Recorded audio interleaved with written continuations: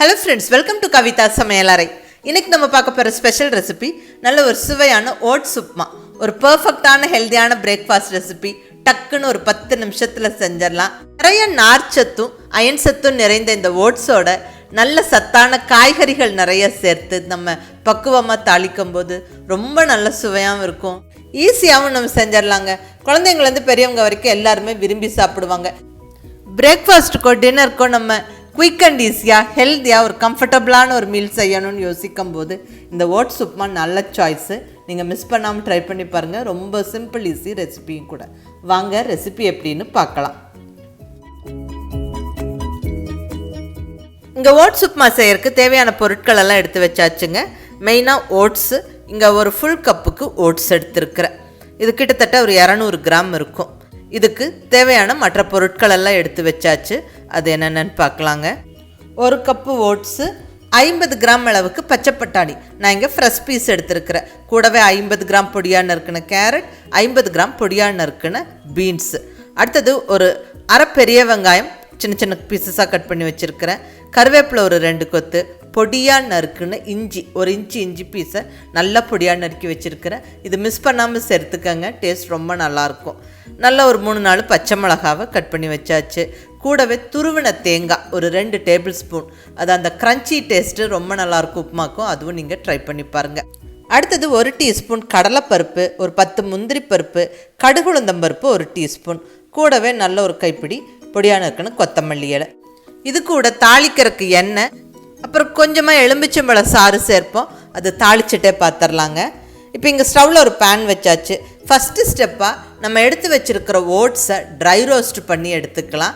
அப்போ உப்மா ரொம்ப நல்லா டேஸ்ட்டாக இருக்கும். ஸோ கொஞ்சமாக வறுத்து எடுத்துப்போம். ஒரு 2-3 நிமிஷம் ஸ்டவ்வை மீடியம் ஃப்ளேமில் வச்சுக்கிட்டு நல்லா அந்த ஓட்ஸ் சூடாகிற வரைக்கும் வறுத்து விட்டுக்கணும்.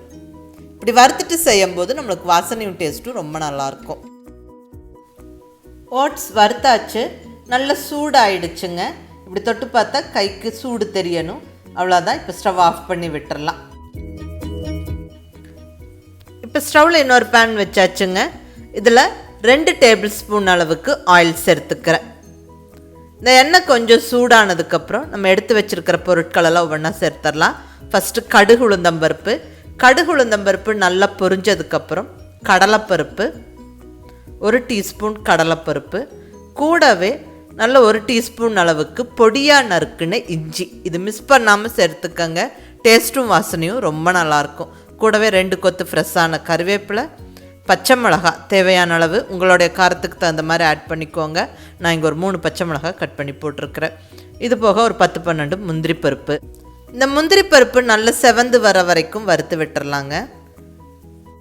இப்போ கட் பண்ணி ரெடியாக வச்சுருக்கிற பெரிய வெங்காயம் சேர்த்து நல்லா இந்த பெரிய வெங்காயம் கலர் மாறுற வரைக்கும் வதக்கி விட்டுறலாம். வெங்காயம் நல்லா வதங்கிருச்சு. இப்போ நம்ம காய்கறி எல்லாம் ஒவ்வொன்றா சேர்த்து விட்டுறலாங்க. 50 கிராம் அளவுக்கு பச்சை பட்டாணி, நான் இங்கே ஃப்ரெஷ்ஷான பட்டாணி சேர்த்துக்கிறேன். அடுத்ததாக 50 கிராம் அளவுக்கு நல்ல பொடியாக நறுக்கின பீன்ஸ், கூடவே பொடியாக நறுக்கின கேரட் 50 கிராம். இப்போ இதெல்லாம் நல்லா வதக்கிடலாங்க. இந்த ஆயிலே இந்த காய்கறிகள்லாம் நல்லா வதங்கி வெந்து வரட்டுங்க. அப்போ தான் டேஸ்ட் ரொம்ப நல்லாயிருக்கும். ஸோ 2-3 நிமிஷம் நல்லா வதக்கி விட்டுருவோம். ஸ்டவ்வை மீடியம் ஃப்ளேமில் வச்சுக்கிட்டு நல்லா வதக்கி விடுங்க. அதே மாதிரி உப்பு மஞ்சள் தூள் போட்டு விட்டுட்டோம்னா சீக்கிரமாகவும் வதங்கிடும். ஸோ இங்கே 1/4 டீஸ்பூன் அளவுக்கு மஞ்சள் பொடி சேர்த்துக்கிறேன். கூடவே ஒரு 1/2 டீஸ்பூன் உப்பும் சேர்த்தாச்சு. நல்லா உப்பு மஞ்சள் தூள் போட்டு கலந்து விட்டுட்டு லிட்டை வச்சு க்ளோஸ் பண்ணி விட்டுறலாம். ஒரு 3-4 நிமிஷம் இருக்கட்டும். மீடியம் ஃப்ளேமில் ஸ்டவ்வை வச்சிடலாம். இப்போ 3-4 நிமிஷம் கழித்து ஓப்பன் பண்ணுறேன். பாருங்கள், காய்கறியெல்லாம் நல்லா வதங்கி வெந்திருக்கு. வாசம் நல்லா கமகமன்னு இருக்குது. இப்போ நம்ம ரெடியாக வச்சுருக்கிற துருவின தேங்காய் சேர்த்துடலாங்க. 2 டேபிள் ஸ்பூன் அளவுக்கு தேங்காய் சேர்த்துக்கிறேன். இந்த தேங்காய் சேர்த்து நம்ம வறுக்கும்போது ரொம்ப நல்லா இருக்குங்க. அந்த டேஸ்ட்டும் வாசனையும் ரொம்ப நல்லாயிருக்கும். சாப்பிட்றப்ப அந்த க்ரன்ச்சி டேஸ்ட்டு ரொம்ப நல்லாயிருக்கும் உப்புமாக்கு. நல்லா வதக்கியாச்சு. இப்போ நம்ம தண்ணி சேர்த்துடலாம். 1 கப்பு ஓட்ஸுக்கு 2 கப்பு தண்ணி. 2 கப்பு தண்ணி சேர்த்தாச்சு.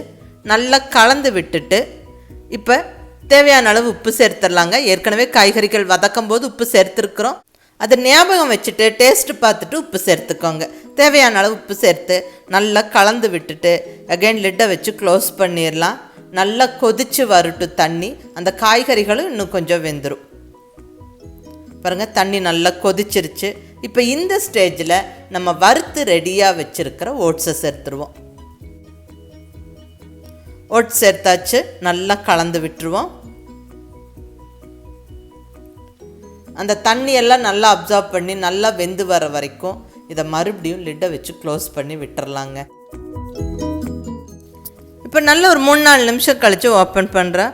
வாவ், நல்ல கமகமன்னு வாசனையோட அருமையாக நம்மளுக்கு ஓட்ஸ் உப்புமா ஆல்மோஸ்ட் ரெடி. இப்போ ஒரு பாதி எலும்பிச்சம்பழ சாறை மேலே பிழிஞ்சு விட்டுட்டு கூடவே கைப்பிடி கொத்தமல்லி இலையை தூவி விட்டு நல்லா கலந்தெடுத்துடலாங்க. அவ்வளோதாங்க, சுவையான ஓட்ஸ் உப்புமா ஜம்முன்னு ரெடி ஆயிருச்சு. நல்ல கமகமன்னு வாசனையோட அருமையாக இருக்கும். எப்பவும் ஓட்ஸில் கஞ்சியே வைக்காமல் இந்த மாதிரி விதவிதமான டிஷ் செஞ்சால் எல்லாருமே விரும்பி சாப்பிடுவாங்க. அதுவும் பர்டிகுலர்லி இந்த ஓட்ஸ் உப்புமா சுட சுட சாப்பிட்றதுக்கு ரொம்ப நல்லாயிருக்கும். அதுவும் ஏதாவது ஒரு சட்னியோட பரிமாறினா ரொம்பவுமே நல்லாயிருக்கும். எல்லாருமே விரும்பி சாப்பிடுவாங்க. தேங்காய் சட்னி, கார சட்னி எது வேணாலும் செய்யலாம். ரொம்ப ரொம்ப நல்லாயிருக்கும். நீங்கள் மிஸ் பண்ணாமல் ட்ரை பண்ணி பாருங்கள். ரொம்ப ஒரு சிம்பிள் ஈஸி ரெசிபி இது. டக்குன்னு ஒரு 10 நிமிஷத்தில் செஞ்சிடலாம். காலையில் அவசரத்துக்கு பிரேக்ஃபாஸ்டெல்லாம் ஸ்கிப் பண்ணிட்டு போகாமல் இந்த மாதிரி ஹெல்த்தியான ஒரு உப்புமா எல்லாம் செஞ்சு சாப்பிடும்போது அந்த நாள் ஃபுல்லாக எனர்ஜெட்டிக்காக இருப்போம். ஸோ மிஸ் பண்ணாமல் இந்த ஓட்ஸ் உப்புமா இதே மாதிரி ட்ரை பண்ணி பார்த்துட்டு எப்படி வந்ததுன்னு உங்கள் ஃபீட்பேக் சொல்லுங்கள். பிடிச்சிருந்தால் லைக் பண்ணி ஷேர் பண்ணி கமெண்ட் பண்ணுங்கள். கவிதா சமையலறை சப்ஸ்கிரைப் பண்ணி என்னுடைய மற்ற ரெசிபிஸும் வீடியோஸும் பாருங்கள். தேங்க்யூ.